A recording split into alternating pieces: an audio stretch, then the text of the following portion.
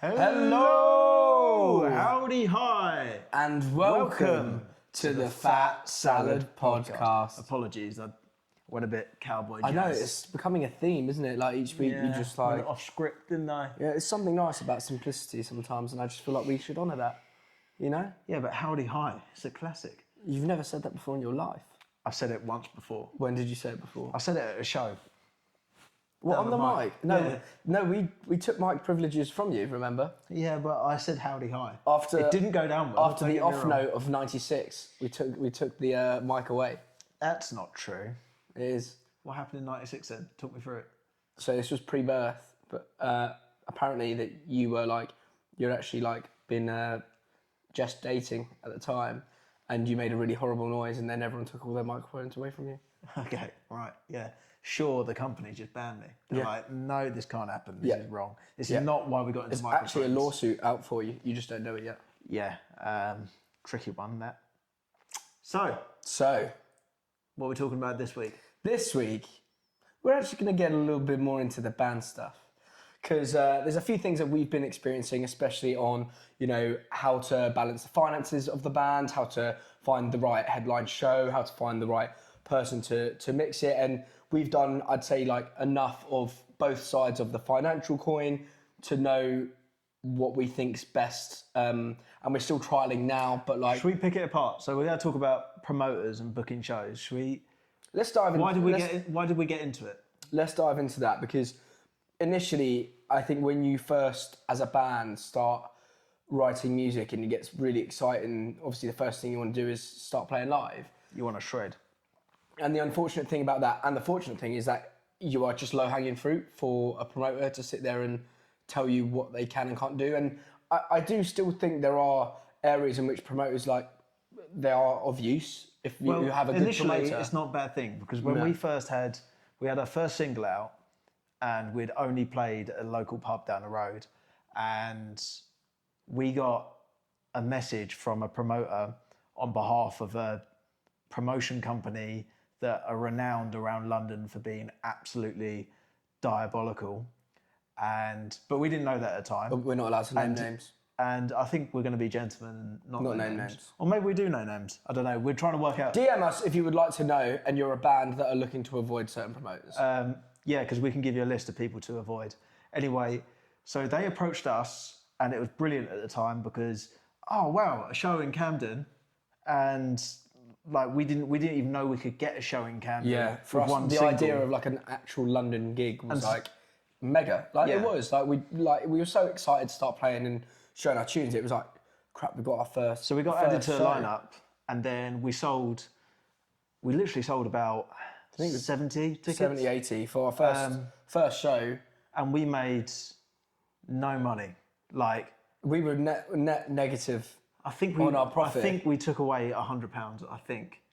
No, but bear in mind our travel and everything. We were at a loss, 100%. Yeah, but in terms of so we sold 70 tickets, they were at least a tenner a pop. So £700 in the air, and somehow we made less than £100. Yes. So it was that's just from one band on the lineup. Yeah, and that's one band on the lineup. So that was good experience because we didn't care at the time. And to be fair, a lot of the time we don't. You don't get into this game for the money because it's just not a high yielding thing. But however, you need money to make things tick along. To make more things. And so working with promoting that capacity, it worked initially, and then over time, the benefits we were getting from the promotion company were just becoming less and less appealing. And then we were selling more tickets, and we're pushing 100 plus a show.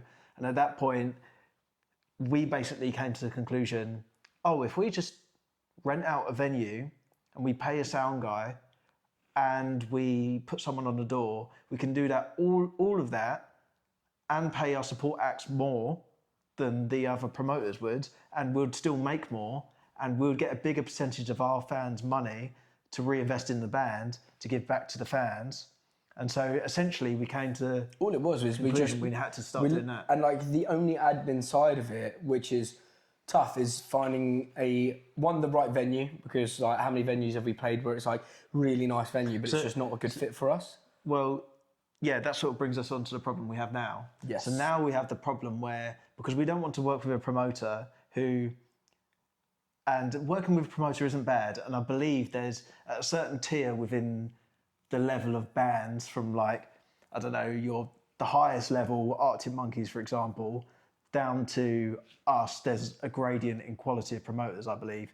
And so as we're increasing, I hope we bump into the next realm of quality promoters. Decent promoters. Where it's a good deal, and they actually... It's like your referees in rugby, though. Exactly, like, they're terrible until you get to it's like semi-professional Sunday standards, league in and like it's football or whatever, and it's just everyone's in it for the beer. The quality of everything's just dreadful. In it for and the just, beer. just like no one's there for the football, that kind of thing. And then the referee just gets, I don't know, everyone puts a coin in a hat and that's his wage, and then that reflects the quality of what of the work, yeah. of the work they get. So I think our main issue when we did work mainly with promoters was the fact that the promoters weren't promoting.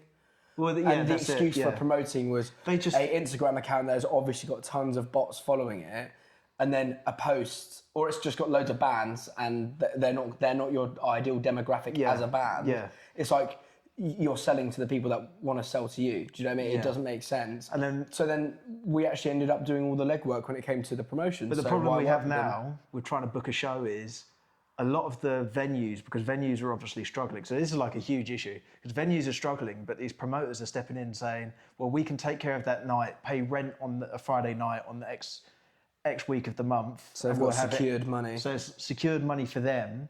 And then these promoters just rely on younger bands coming in without knowing anything to sort of fill that space and make the money. So, but that means trying to hire a venue independently without playing the same venue over and over again in London becomes very difficult to find someone who's willing to take external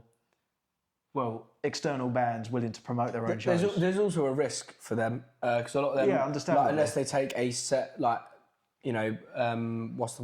hire fee, for example, to cover certain costs, like they're at risk of not making any money that night. And then there's a couple of promoters going around London who, again, DM us or drop us a comment if you want to know their names, because I don't know, we're not doing this just to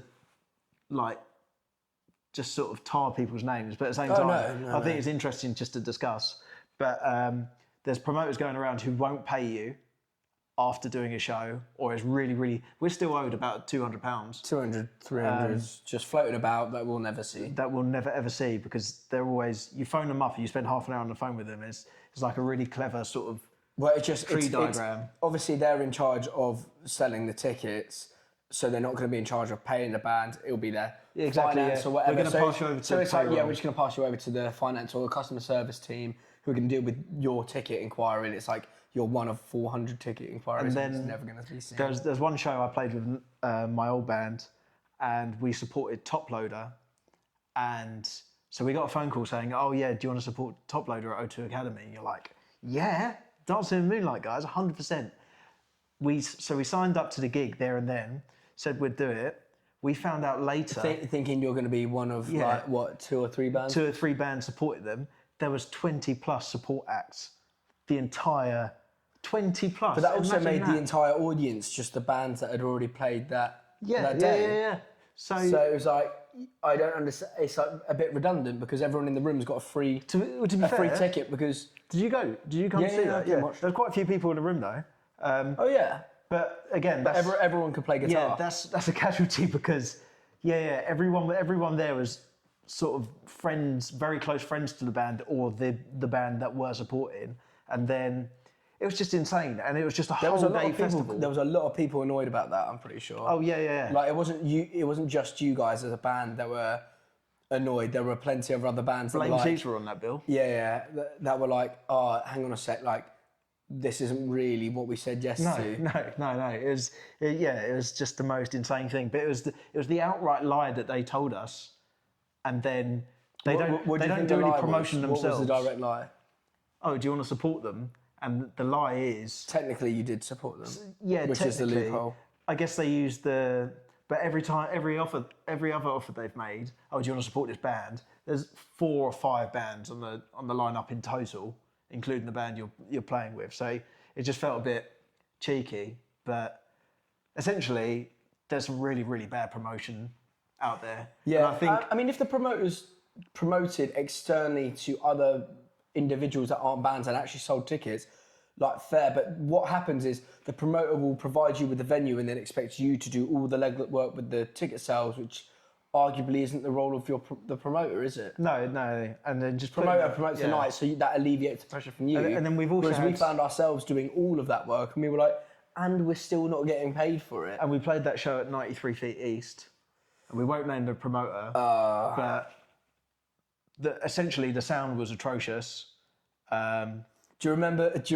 I think we must have spoken about it. We had to end the set halfway through, and then because we ended the set halfway through, and then the promoter or the representative from the promotion company came and saw us and basically just said, "Oh yeah, I thought that was really good." And then we were like, "Are you joking?" Turns out he was outside the door and he hadn't actually come into the room. Yeah, he wasn't even in the room. He was so distant from what had actually happened. He was so focused on just trying to make sure that the night just like sort of came to an end so they could collect their money. And then the follow-up on that was, like, we ended the set early.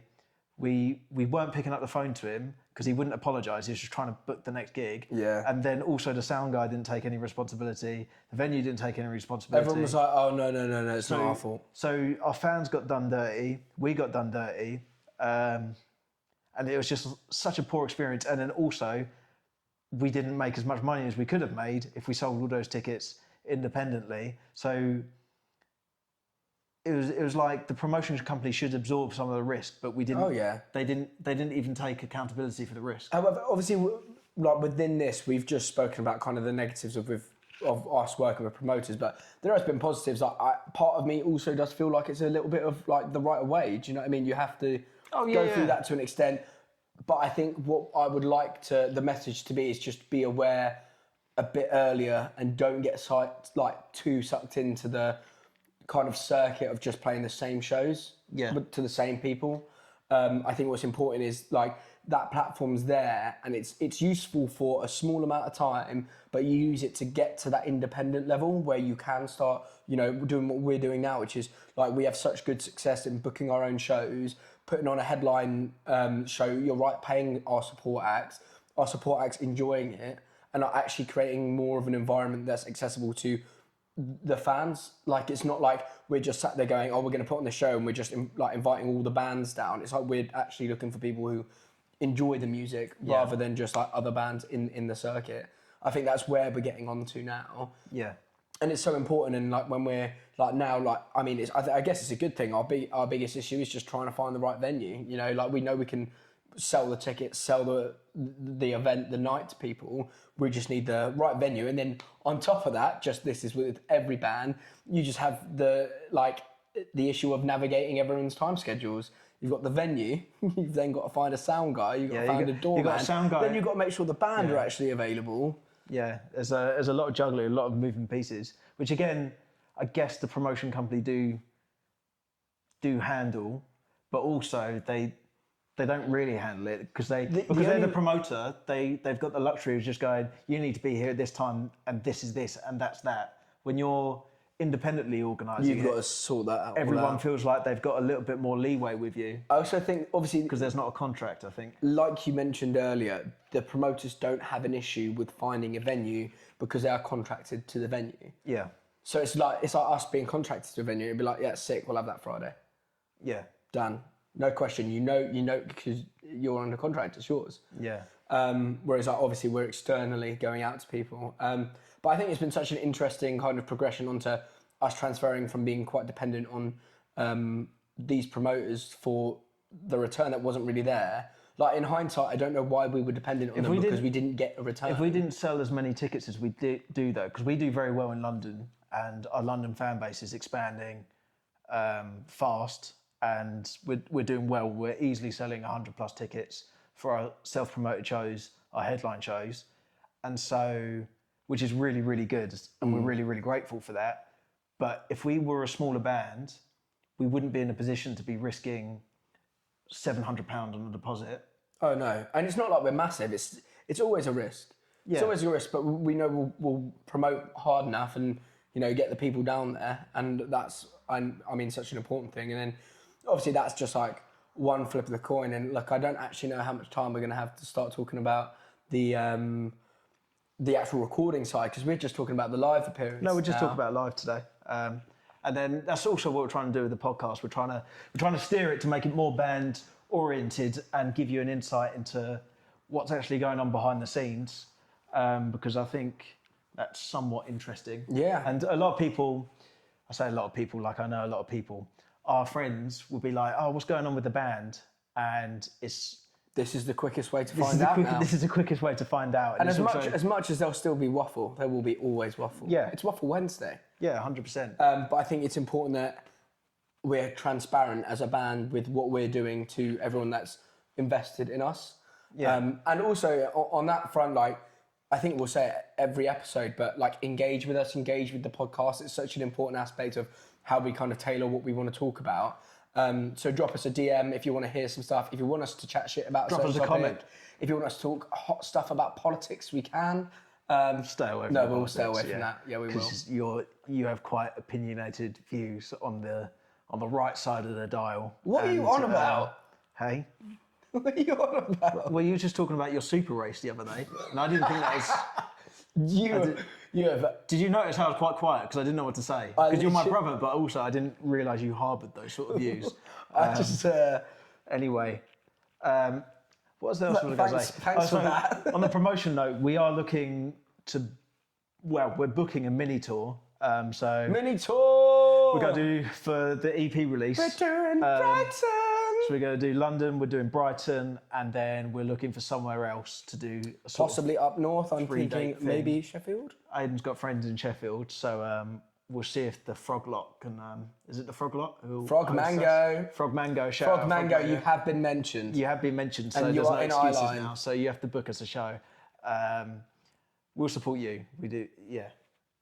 Yeah, it'll be awesome stuff. But yeah, and then that's also proving tricky as well, because if you go to a promoter from a different city and you say, hey, I want to put on a show, they say, have you got any fans here? And you say, well, no, but to get fans here, I need to play a show there. So it's inaccessible unless you've got a band that already know you that are playing a show there. Yeah, and then we're quite good because we always try and have a band from out of town come, and a local band.